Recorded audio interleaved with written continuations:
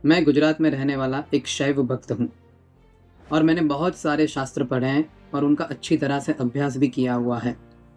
Recently अभी अभी मेरे पढ़ने में एक किताब आई जिसका नाम था सत्यार्थ प्रकाश, और ये किताब पढ़ने के बाद मुझे बहुत दुख पहुंचा है, क्योंकि इस किताब में हमारी भारतीय सनातन परंपराएं जैसे कि मूर्ति पूजा, अवतारवाद, हमारे धार्मिक विधि विधानों, इन सब का बहुत बुरी तरह से खंडन किया गया है। ये किताब की कोई विश्वसनीयता ही नहीं है। तो फिर एक ऐसी किताब कि जिसके अंदर हमारी भारतीय सनातन परंपराओं का खंडन किया गया हो, एक ऐसी किताब के आधार पर हम किसी के भगवान होने या ना होने का निर्णय कैसे कर सकते हैं?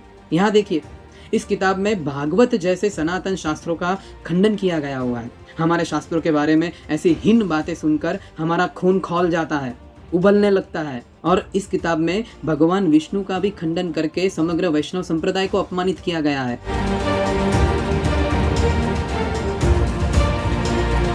और मेरे इष्ट भगवान शिव को तो इस किताब में प्रेतनाथ और भूतनाथ बताकर उनका घोर अपमान किया है इस व्यक्ति ने। मेरे इष्ट का अपमान करने वाले ऐसे व्यक्ति पर मुझे बहुत गुस्सा आता है। और तो और भगवान श्री कृष्ण को भी इन्होंने नहीं छोड़ा। अब आप ही सोचिए, जिस किताब में हमारे सनातन धर्म के अवतारों का इतनी बुरी तरह से खंडन किया गया हो, उस किताब पर हम कैसे विश्वास कर सकते हैं, कैसे भरोसा कर सकते हैं? अभी अभी एक व्यक्ति ने इसी किताब के आधार पर स्वामीनारायण भगवान भी भगवान नहीं है ये कह दिया। देखिए आप, અને એમ કોઈ સ્વીકારી નહીં લે કે એ ભગવાન છે।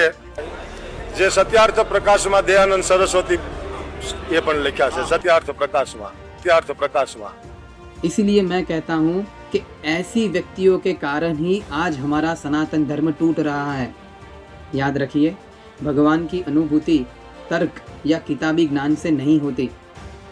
शंकराचार्य जी बताते हैं कि अगर भगवान की अनुभूति करनी है तो सच्चे गुरु के पास जाकर उनके वचन में श्रद्धा और विश्वास रखकर हम भगवान की अनुभूति कर सकते हैं। तो इसीलिए एक सनातन धर्मी होने के नाते मेरी आपसे यही विनती है कि ऐसे ग्रंथों पर, ऐसी किताबों पर विश्वास न करें, और आप जिसे भी भगवान मानकर पूजते हो उनकी अंतर के सच्चे भाव से भक्ति कीजिए, उनकी पूजा कीजिए।